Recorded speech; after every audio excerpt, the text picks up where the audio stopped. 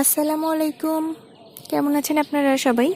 শুভ সকাল। ওই পাশ থেকে সূর্য উঠবে, এখনও ওঠে নাই। ওই যে ওই পাশের একটা বাসা আছে, ওই বাসার ছাদেও অনেক গাছপালা আছে। এই যে আমি সাধারণত এখানে উঠি না, এটা হচ্ছে সিঁড়িঘরের উপরে। এখান থেকে আমাদের এই ছোট্ট বাগানটা অনেক সুন্দর দেখা যায়। বাট আমি আসলে সেভাবে এখানে উঠি না, কারণ হচ্ছে দিনের বেলা অনেক লোক থাকে, মানে চারপাশ থেকে বোঝা যায় এটা। বাট এখন তো ভোরবেলা, আমি হচ্ছে ঘুম থেকে উঠে ফজর নামাজ পড়ে আসছি। সো এখন কেউ দেখবে না, সবাই ঘুমে ব্যস্ত। এই যে সুন্দর, ওই পাশে কি যেন একটা ফুল ফুটছে, মোবাইলে আসতেছে না। যাই হোক, বেশ সুন্দর। এখান থেকে এই যে এই জিনিসটা অনেক ভালো লাগে। আমি এতক্ষণ পানি দিলাম, এখন বাসায় যাব, গিয়ে কিছু নাস্তার প্রিপারেশন নিব। ওই যে পাখি উড়ে যাচ্ছে, অনেকগুলো পাখি, এক ঝাঁক পাখি।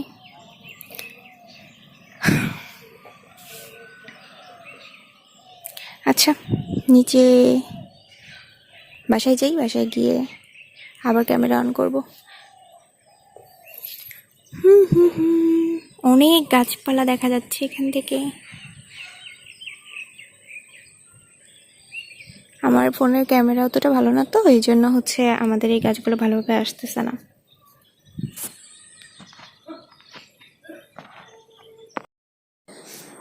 তো বাসায় এসে সকালের মোটামুটি নাস্তা রেডি করছিলাম। আজকে করছিলাম হচ্ছে ভাত আর ভর্তা, পেঁপে ভর্তা, আলু ভর্তা আর হচ্ছে ডিম ভাজি করছিলাম। সকালবেলা কিন্তু ভর্তা খেতে খুব ভালো লাগে, মানে আমার ভালো লাগে, আব্বুরও পছন্দ। আর যেহেতু আম্মু বাসায় নেই, সো ওই জন্যই আমি অবশ্যই আজকে সকালবেলা উঠছি। তো এখন হচ্ছে একটু চিকেন ফ্রাই করব, মানে চিকেন ফ্রাই এখনই করবো না, মেরিনেট করে রাখতে হবে। মেরিনেট করে রাখলে একটু মজা বেশি হয়, ভেতরে মশলাগুলো খুব ভালোভাবে ঢোকে। তো মেরিনেট করার জন্য আমি হচ্ছে মাংস বের করে ধুয়ে নিছি। আর এখন হচ্ছে দুপুর 12টার মতো বাজে। তো আমি এগুলো মাখাবো, মাখিয়ে হচ্ছে ফ্রিজে রাখবো, তাহলে আমি বিকালের দিকে ভাজবো, যেহেতু আমি রাতে ডিনার হিসেবে এটা খাবো। সো ততক্ষণে খুব সুন্দরভাবে মেরিনেট হয়ে যাবে। তো এইখানে হচ্ছে এমনি সচরাচর মাংস রান্নায় যে মশলাগুলো লাগে, আদা বাটা, রসুন বাটা সহ ওই সবগুলোই আমি দিছি।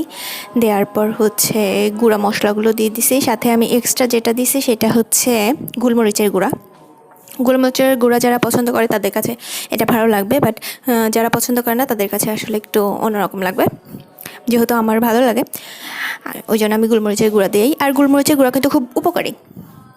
আর ওটা আপনি কালোও দিতে পারেন, সাদাও দিতে পারেন। সাদা গোলমরিচের গুঁড়া একটু বেশি দেবেন, আর কালো গোলমরিচের গুঁড়া সেই আন্দাজে একটু কম দেবেন।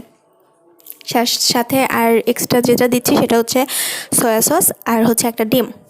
একটা ডিম পুরোটাই, এটার কোনো আলাদা ইয়ে নাই যে কুসুম অথবা সাদা অংশ, কোনোটাই না, পুরোটাই। তবে ডিমটা যদি ফ্রিজে থাকে তাহলে একটু নর্মাল টেম্পারেচার করে নিলেই ভালো হয়। তো দিয়ে আমি আর একটু লেবুর রস নিয়ে নিছি।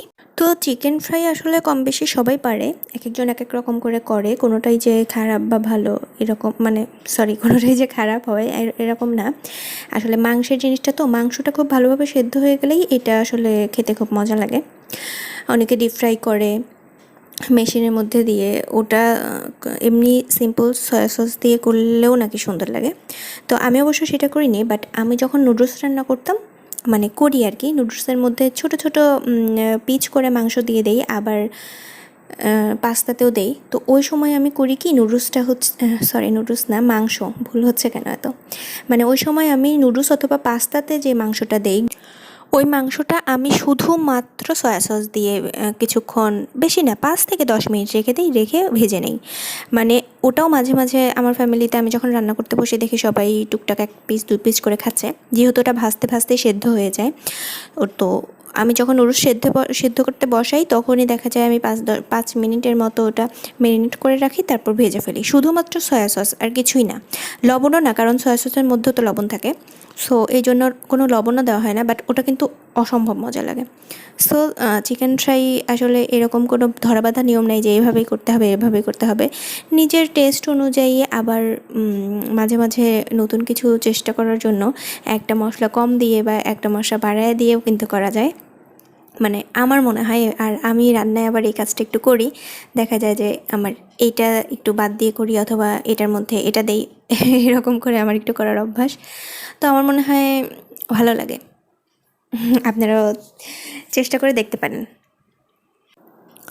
তো তারপর এই তো আমি হচ্ছে এখানে আটা নিয়ে নিছি। আটা আর ময়দা দুটো আমি একসাথে মিশিয়ে নেই, মানে মিক্সড করে। দেখা যায় যে আটা যতটুকু নেই ময়দাও অতটুকুই নেই। আবার মাঝে মাঝে একটুখানি বেসনও মেশাই, মানে ভাজির জিনিসগুলোতে আমার কেন যেন বেসন না মিশাইলে ভালো লাগে না। তো এই তো সারাদিন মেরিনেট করা ছিল। আমি হচ্ছে তেল গরম আছে কিনা সেটা চেক করতেছিলাম। অনেকে দেখেই বোঝে, বাট আমি আসলে বুঝি না। তো চেক করে নিলাম, হয়ে গেছে। তো এখন হচ্ছে সন্ধ্যা, আমি হচ্ছে সন্ধ্যার সময়ই করতে আসছি। তো ফ্রাইড রাইস করব নর্মাল, আর চুলায় ভাতও বসায় দিচ্ছি ওটার জন্য, আর চিকেন ফ্রাই করব, দ্যাটস ইট। আর এমনি যে আপনাদের বলছিলাম যে মাংস আছে, তো ওই মাংসটা ডিপ ফ্রিজ থেকে বের করব। এই তো গরুর মাংসটা হচ্ছে আমাদের বাসায় সাধারণত অনেক করে রান্না করে ডিপ ফ্রিজে রেখে দেওয়া হয়, মানে ছোট ছোট বাটিতে করে। তো পরে কি হয়, পরে দেখা যায় একটা বাটি দরকার, মানে আমাদের বাসায় একদিনে যতটুকু লাগে ততটুকু একটা বাটিতে করে রেখে দেওয়া হয়। তো তাহলে কি হয়, গরুর মাংস কিন্তু যত জাল পড়বে তত মজা হয়। তো ওইটাই হচ্ছে বাটিতে রেখে দেওয়া আছে, ওইরকম একটা বাটি আজকে বের করব। তো এই তো গরুর মাংস, চিকেন ফ্রাই, ফ্রাইড রাইস, আজকে অসম্ভব অসম্ভব মজার খাবার দাবার হবে। আচ্ছা, আমার সাথে আপনারা কে একমত যে গরুর মাংস যত জাল দেওয়া হয় তত বেশি মজা হয়? গ্রামে আমি যখন ঈদের মধ্যে, আমি অনেক ছোটোবেলায় ঈদ করছি গ্রামে নানু বাসায়। তো আমার মনে আছে নানু বাসায় হচ্ছে মাংসর প্রথমে রান্না করতো, করে ওটা যা মানে মাটির চুলায় জাল দিতেই থাকতো দিতেই থাকতো দিতেই থাকতো, এবং শেষ পর্যায়ে সে এতটা মজা হতো, ঝুরা মাংস বলে ওগুলাকে। আর এখন কালাভুনাও করা হয়, বাট কালাভুনার থেকে আমার কেন যেন ঝুরা মাংসটা বেশি মজা লাগে। মানে ঝুরা মাংসের সাথে সিরিয়াসলি কোনো মাংসের তুলনা হয় না। আর কুরবানির ঈদেরটা মনে হয় একটু বেশিই মজা লাগে। আপনারা খেয়াল করছেন কিনা জানি না, আমি হচ্ছে কড়াই চেঞ্জ করে নিয়েছি, কারণ এর আগে যে কড়াইটা নিয়েছিলাম ওই কড়াই আমি দেখলাম যে 3টা ঠিকঠাক মতো হয়। তো আমার 2 ব্যাচে করে ভাজা লাগবে, যেটা খুবই প্যারাদায়ক। তো আমি হচ্ছে একবারেই ভাজার জন্য বড় একটা কড়াই বের করছিলাম। আর এই তো সুন্দর করে ভাজা হয়ে গেছে, মানে তর হচ্ছিল না যে এখনই খেয়ে ফেলি। যদিও এখন আমি মাগরিব নামাজ পড়েও আসছি অলরেডি, আমি মাগরিব নামাজের প্রায় ঘন্টাখানেক পরেই খেয়ে উঠি। তো হয়তো খেয়ে উঠবো। আর আব্বু যখন বাসায় আসবে তখন, মানে আব্বু তো ঈশার নামাজ পড়ে বাসায় আসে, তো তখন ওভেনে গরম করে দেব। তো এই তো হয়ে গেল মজাদার চিকেন ফ্রাই। আমার পছন্দের খাবারগুলোর মধ্যে অন্যতম হলো চিকেন ফ্রাই। তো চিকেন ফ্রাই আমি সকালে টুকটাক ভাত ভাজি দিয়েও খেতে পারি, আবার দুপুরবেলায় যদি ভাত হয় শুধুমাত্র সেটা দিয়েও খেতে পারি, পোলাও দিয়ে খাওয়া যায়, চাইনিজ খাবারে তো অবশ্যই খাওয়া যায়। তো আবার স্ন্যাক্স হিসেবেও খাওয়া যায়। এই জন্য আসলে চিকেন ফ্রাই জিনিসটা আমার অদ্ভুত ভালো লাগে। তো এই তো এটা হচ্ছে আজকে রাতের খাবার। তো আমি এখন খাবার বেড়ে রুমে নিয়ে গিয়ে খাবো, মানে আব্বু তো বাসায় আসেনি, সো আমি আগে খেয়ে উঠবো। আর এই খাওয়ার মধ্যে দিয়ে বোধহয় আজকের ভিডিওটা শেষ করব। ও, রান্না করলাম আর বলবো না কেমন হয়েছিল, ভুলে গেছি। ফ্রাইড রাইসটা, সবাই বলে যে আমার ফ্রাইড রাইসটা নাকি আলহামদুলিল্লাহ ভালো হয়। আর নিজের রান্না নিজের কাছে আমার ভালোই লাগে।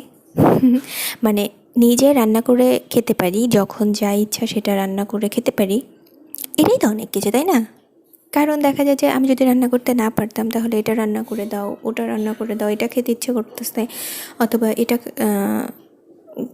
খেতে ইচ্ছে করতেছে, তখন অর্ডার দিলে দেখা গেল বাইরের খাবার, টাকাও যাইতো, আবার বাইরের খাবার ওরকম স্বাস্থ্যসম্মতও না। সুতরাং নিজে রান্না করতে পারাটা খুবই বড় একটা গুণ। নিজের গুণগান করতেছি। যাই হোক, আজকে এ পর্যন্তই, ভিডিওটা আর বাড়াবো না। ভালো লাগলে একটা লাইক দিতে ভুলবেন না, আর চ্যানেলটা সাবস্ক্রাইব করবেন। ভালো থাকবেন আপনারা সবাই। আল্লাহ হাফেজ।